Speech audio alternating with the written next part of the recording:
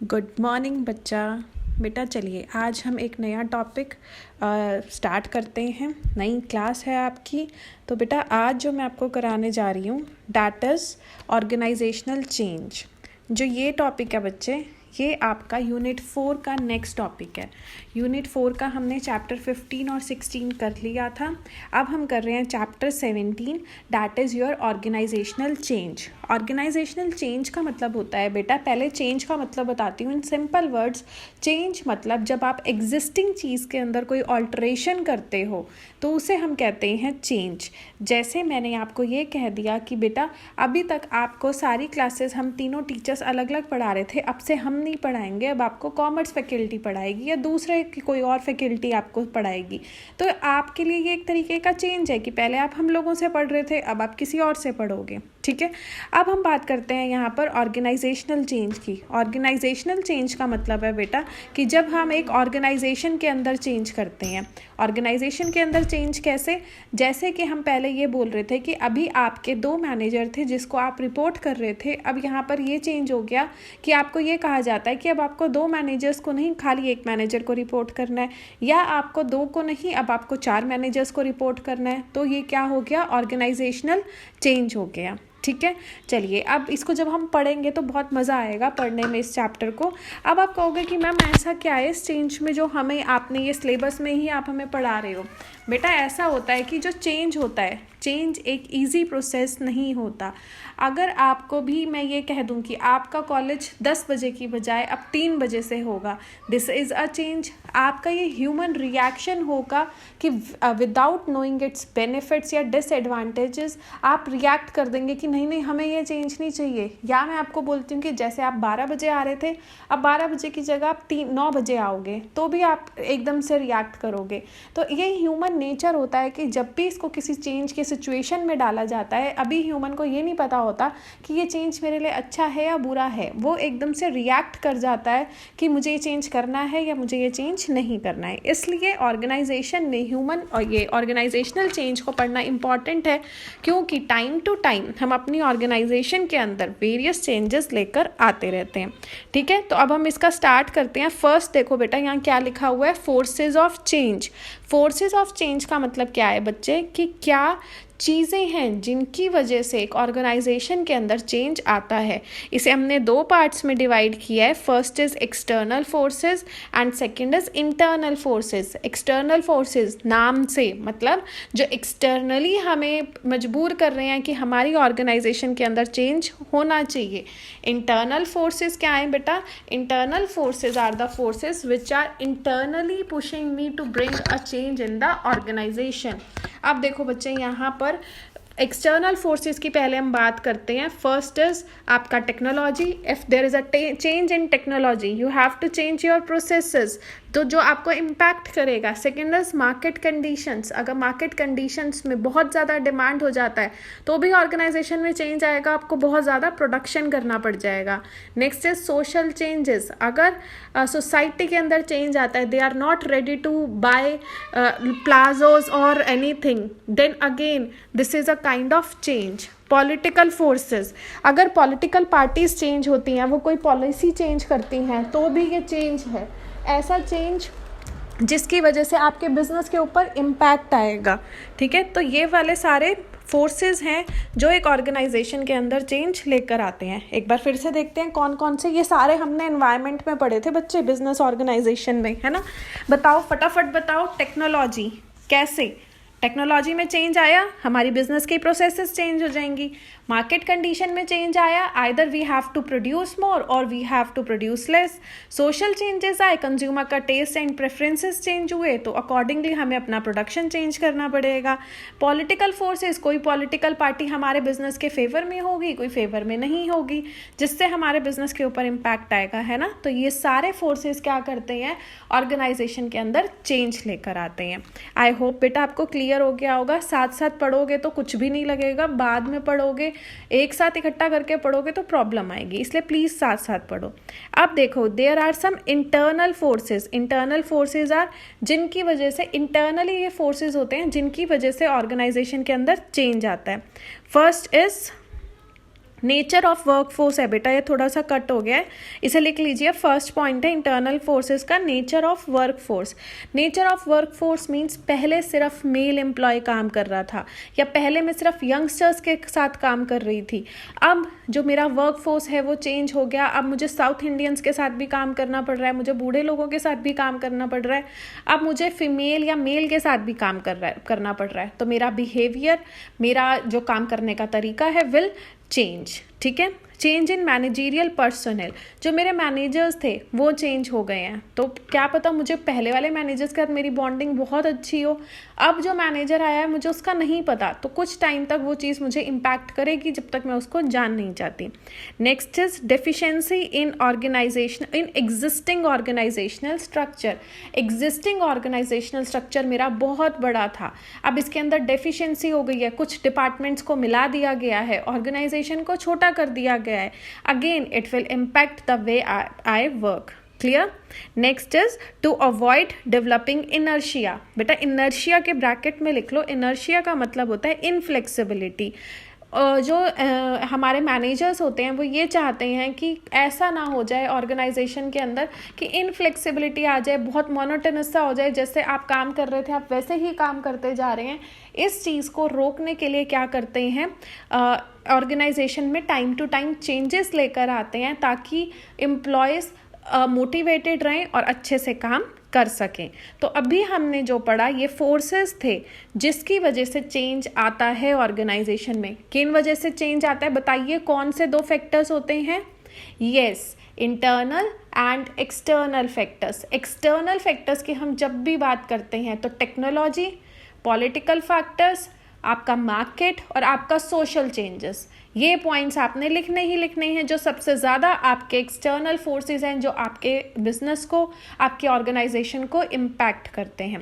फिर इंटरनली की अगर हम बात करें, इंटरनल फैक्टर में किस वर्क फोर्स के साथ मैं काम कर रही हूँ, मेरा मैनेजरियल पर्सनल कैसे हैं, ऑर्गेनाइजेशनल स्ट्रक्चर कैसा है मेरा, और मुझे इनफ्लेक्सिबिलिटी रखनी है अपनी ऑर्गेनाइजेशन के अंदर। तो ये फैक्टर्स होते हैं जिससे ऑर्गेनाइजेशन के अंदर जो चेंज है वो इम्पैक्ट होता है।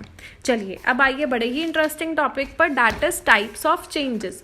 बात तो कर ली कि चेंज क्या होता है, चेंज कैसे आता है। अब यहाँ पर हम बात कर रहे हैं कि चेंजेस किस किस टाइप के होते हैं। जिस दिन मैंने आपका फर्स्ट लेक्चर लिया था ना चेंज, इसका ऑर्गेनाइजेशनल बिहेवियर का, हमने लेवल्स की बात की थी जो मैंने कहा था थ्रू आउट चलेंगे। कौन कौन से लेवल होते हैं लिख कर बताओ मुझे। कोई बच्चा रिस्पॉन्ड नहीं कर रहा, चिंता मत करो, इंटरनल्स भी हैं, मार्क्स भी हैं, अटेंडेंस भी है, कोई बात नहीं। हाँ, 3 लेवल्स कौन से हैं? Individual, group and organisational.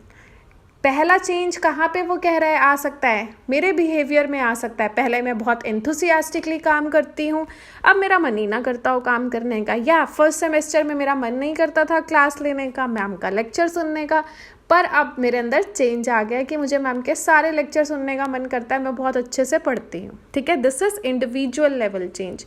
Group level change, पहले मैं अपने ग्रुप के अंदर मेरा मन नहीं लगता था, मेरा ग्रुप अच्छा नहीं था, मेरे बहुत फ्रेंड्स बन गए हैं, मेरे इनफॉर्मल रिलेशंस बन गए हैं, तो मुझे उस ग्रुप के अंदर काम करने में अच्छा लगता है। पहले हम 4 लोग थे, अब जो ये 5वां पर्सन आया है इज़ वेरी गुड, जो मुझे समझता है मैं उसे समझती हूँ, तो हमें साथ में काम करने में बहुत अच्छा लगता है। And third, the most important level of changes, organisational level change. Organisational level changes जो ऑर्गेनाइजेशनल पूरी ऑर्गेनाइजेशन के ऊपर इम्पैक्ट आता है। फर्स्ट इज स्ट्रैटेजिक चेंज, मतलब आपने अपनी स्ट्रैटेजी ही चेंज कर दी। पहले आप सोच रहे थे मैं प्राइस लो रख के मार्केट के अंदर एंटर करूंगी, now you have change the whole strategy, you have decided to increase the prices and enter the market. Second is structural change. You have changed the structure of the organization from a very big structured organization. You have now shifted to a low structured organization. मतलब बड़ी से छोटी कर दिया आपने. Third is process oriented change.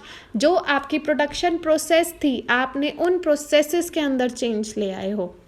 And last is people oriented change. आपने सिर्फ अब आप हरियाणा के लोगों को ही रिक्रूट नहीं करते, अब आप साउथ के लोगों को भी रिक्रूट कर रहे हो, अब आप आउट ऑफ इंडिया के लोगों को भी रिक्रूट कर रहे हो.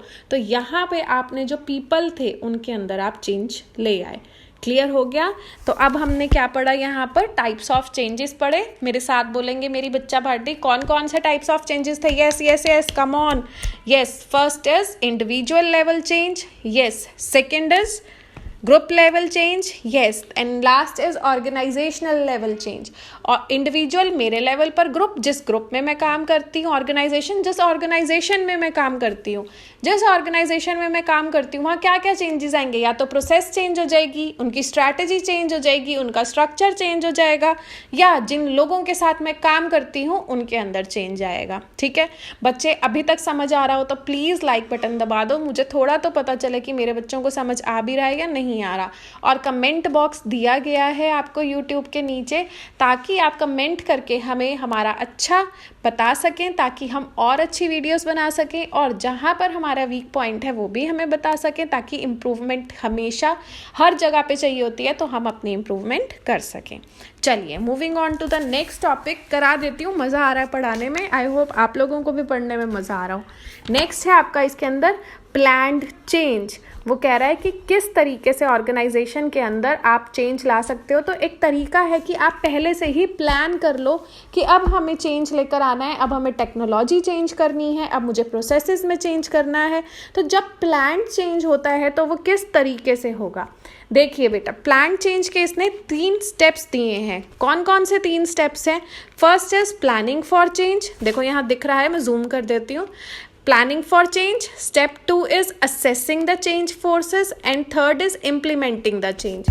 आंख बंद करके भी अगर मैं इसको समझाऊँ ना बेटा, आपको 1 मिनट में आपको ये समझ आ जाना चाहिए। आपने प्लानिंग करना है शुरू से ही, ठीक है? तो आप क्या करोगे, सब फर्स्ट स्टेप में क्या करोगे? Planning for change. आप ये देखोगे कहाँ चेंज करना है, कैसे चेंज करना है, कब चेंज करना है, एक प्लान बनाओगे, उसको इम्प्लीमेंट करोगे, ठीक है? सेकेंड पॉइंट में वो कह रहा है असेसिंग चेंज फोर्सेस। कौन कौन से फोर्सेस हैं जहाँ पर आप चेंज लेकर आओगे? योर इंटरनल फोर्सेस और योर एक्सटर्नल फोर्सेस।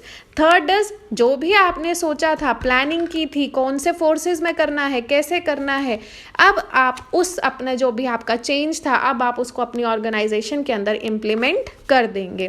ठीक है, समझ आया कि हम यहाँ पर क्या बात कर रहे हैं कि जब हमारा जो हमने चेंज था, जब वो प्लान्ड था, तो वो हमें कैसे लेकर आना है? 3 स्टेप्स में लेकर आना है। First is planning for change, assessing the forces, forces जहाँ भी आएंगे, internal forces and external forces, and last is implementing the change. आपने पहले प्लान किया, फिर असेस किया फोर्सेस को, फिर आपने उसको, उस चेंज को, उस प्लान्ड चेंज को आपने इम्प्लीमेंट कर दिया।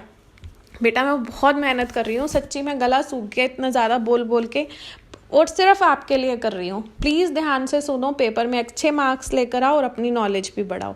अब देखो, जब स्टेप 1 की हम बात करते हैं, planning for change. Planning for change कैसे करोगे? वो कह रहा है कोई गोल, कोई ऑब्जेक्टिव बनाओ अपना।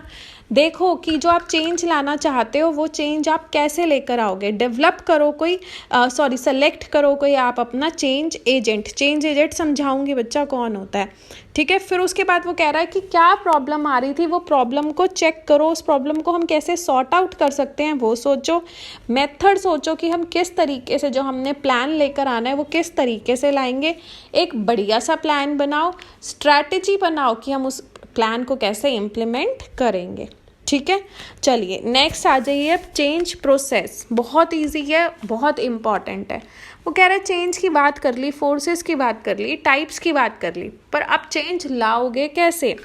देखो इसकी प्रोसेस है, first is unfreezing, then is changing, then is refreezing, then is resistance to change. देखिए फर्स्ट इज अनफ्रीजिंग। वो कह रहा है इसमें जो भी आपके दिमाग में है, जो चल रहा था अब तक सिस्टम, उस सबको भूल जाओ। आप स्कूल से आए, मैं आपको कहती हूँ कि बेटा आप सब कुछ भूल जाओ। आपने जो पढ़ा है, जो तरीके वहाँ होते थे, जैसा वहाँ चलता था, आप सब चीज़ें वो भूल जाओ। अब हम एक नए तरीके से करेंगे, दैट इज़ अनफ्रीजिंग। इससे मुझे याद आया, जब आप 2nd सेमेस्टर में आए तो मैंने आपको क्या बोला कि फर्स्ट सेमेस्टर में जो भी हुआ बेटा लेट इट बी, वो अब चला गया, वो पास था। अब हमने एक नए तरीके से अपनी क्लास स्टार्ट करनी है ना। तो वो मैंने आपको क्या कहा, अनफ्रीजिंग, कि भूल जाओ जो भी करना है। सेकेंड इज चेंजिंग, यहाँ पर आप क्या करते हैं, चेंज लेकर आते हैं, आपको तैयार किया जाता है चेंज के लिए। मैंने यहाँ पर आपको बताया कि अब से हम साथ साथ पढ़ेंगे, जो चीज़ नहीं समझ आएगी आप मेरे से पूछोगे, जब तक कॉलेज आना होगा हम कॉलेज आएंगे, प्रॉब्लम सॉर्ट आउट करनी होंगी व्हाट्सएप पर करेंगे, और आपने बहुत अच्छे से पढ़ाई करनी है। तो यहाँ पर क्या कर दिया गया कि जो भी आपसे न्यू एक्सपेक्टेशंस थी वो आपको बता दी गई कि आपसे ये रिक्वायरमेंट है।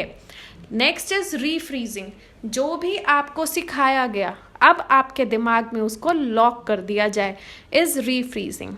क्लियर? फर्स्ट इज सब भूल जाओ, सेकेंड इज नया सीखो, थर्ड इज जो सीख लिया उसे लॉन्ग टाइम के लिए अपनी मेमोरी में अब पैक करके रखो। ठीक है। Last point is resistance to change. अब फिर कौन सी स्टेज आ जाएगी, जहाँ लोगों ने बहुत अच्छे से सीख लिया है, अच्छे से उनको सेटलमेंट हो गया, एडजस्टमेंट हो गया, अब जहाँ पर वो फिर से जो चेंज है उसे एक्सेप्ट करने से मना करते हैं, इज रेजिस्टेंस टू चेंज। ठीक है। अब देखिए बेटा, आप रेजिस्टेंस टू चेंज में मत वो कंफ्यूज कि क्या होता है मैम, ये तो नई टर्म आ गई। अब मैं आपको बता रही हूँ रेजिस्टेंस टू चेंज क्या होता है। रेजिस्टेंस टू चेंज का मतलब होता है जहाँ पर आप मना करते हैं, रेजिस्ट करते हैं कि नहीं मुझे ये चेंज नहीं लेकर आना। तो क्या रीजंस होते हैं, देखो बेटा क्या रीजंस हैं। इंडिविजुअल रेजिस्टेंस, आप खुद से मना करते हो। किस लिए मना करते हो, क्योंकि आपको लगता है कि अभी तो मेरा ऑफिस फरीदाबाद में ही था, अब कहाँ मुझे आप गुड़गांव शिफ्ट कर रहे हो, मेरे को तो गुड़गांव का खर्चा बहुत पड़ेगा, आने जाने का कॉस्ट बहुत ज़्यादा आएगी। ठीक है। साइकोलॉजिकल फैक्टर्स इज कि मेरा तो यहाँ मन लगा हुआ था, मेरा वहाँ मन नहीं लगेगा, मैं वहाँ जाके सोशलाइज कैसे होंगी। सोशल फैक्टर्स, यहाँ तो मेरा बहुत अच्छा इनफॉर्मल फ्रेंडशिप थी मेरी ऑर्गेनाइजेशन में, वहाँ जाके मेरा मन लगता है नहीं लगता क्या पता। तो ये फैक्टर्स होते हैं जिसकी वजह से आप चेंज लाने से मना करते हो। बहुत सिंपल सा बच्चे मैं आपको समझाऊं तो, अगर मैं आपको ये बोलती हूँ कि अब आप जैसे अभी आपकी क्लास में मुझे ज़्यादा नाम पता नहीं है, for example Shabnam and Neha बहुत अच्छे फ्रेंड्स हैं, मैं इन दोनों को बोलती हूँ कि शबनम आपका सेक्शन हो जाएगा ए एंड नेहा आपका सेक्शन हो जाएगा बी। तो यहाँ पर इनका इंडिविजुअल रेजिस्टेंस आएगा कि अब तो मेरा इतनी अच्छी फ्रेंड बन गई थी, ए सेक्शन मेरे घर के पास पड़ता था, अब इन्होंने मुझे बी में डाल दिया, और बी क्लास में तो बहुत गर्मी होगी, अब मैं कैसे इसमें रह पाऊँगी। तो these are your individual resistance. ठीक है बच्चा। Second point is group resistance. आपको अब इस ग्रुप में काम नहीं करना, दूसरे ग्रुप में काम करना है। तो जिस ग्रुप से आप निकल के जाओगे तो आपको लगेगा कि मैं कैसे इस ग्रुप से निकलूँ, यहाँ इस ग्रुप में तो अब मेरा बॉन्डिंग था। और जिस ग्रुप में आप एंटर करोगे उस ग्रुप का रेजिस्टेंस कि ये तो नया आया है, हम इस पर कैसे ट्रस्ट करें, इसे क्यों अपने ग्रुप में लें। तो ये होता है आपका ग्रुप रेजिस्टेंस। उसके बाद है organisational resistance. Organisational resistance is कि ऑर्गेनाइजेशन पूरी की पूरी ऑर्गेनाइजेशन ही एक्सेप्ट करने के लिए रेडी नहीं होती चेंज को। तो क्या रीजन होते हैं, first is counting past success. इस प्रोसेस को यूज़ करके तो या इस स्ट्रैटेजी को यूज़ करके तो हम बहुत टाइम से सक्सेस लेते आ रहे हैं, अब क्यों चेंज कर रहे हैं हम इसे। तो ये क्या होती है हमारी कि हम पास्ट को देखते हुए, सक्सेस को देखते हुए कोई फ्यूचर में अगर आप चेंज कर रहे हो तो हम उसे एक्सेप्ट करने के लिए रेडी नहीं होते। आपको लगता है अभी तो ये सारा सिस्टम स्टेबल ही है, बहुत अच्छे से काम चल रहा है, क्यों हमें चेंज करने की ज़रूरत है। नेक्स्ट इज रिसोर्स लिमिटेशन, कि आपके पास इतने रिसोर्सेज ही नहीं होते कि कोई टेक्नोलॉजी में चेंज आया है तो आप उस चेंज को अपनी ऑर्गेनाइजेशन के अंदर लेकर आ सकें। ठीक है। तो ये होते हैं हमारे reasons for resistance of change. अब देखो बेटा यहाँ पर ना कुछ पॉइंट्स हैं, हाउ टू ओवरकम रेजिस्टेंस। इसका मैं चाहती हूँ कि आपकी क्लास में से कोई बच्चा बहुत बढ़िया सी प्रेजेंटेशन दे। ठीक है। बहुत ईजी है, इसलिए कह रही हूँ कि अब इस वाले टॉपिक में क्या करना है कि किस तरीके से आप जो चेंज है जिसके लिए लोग मना कर रहे हैं उस चेंज को अपनी ऑर्गेनाइजेशन में लेकर आ सकते हो, वो चीज़ें आपने इसमें पढ़नी है।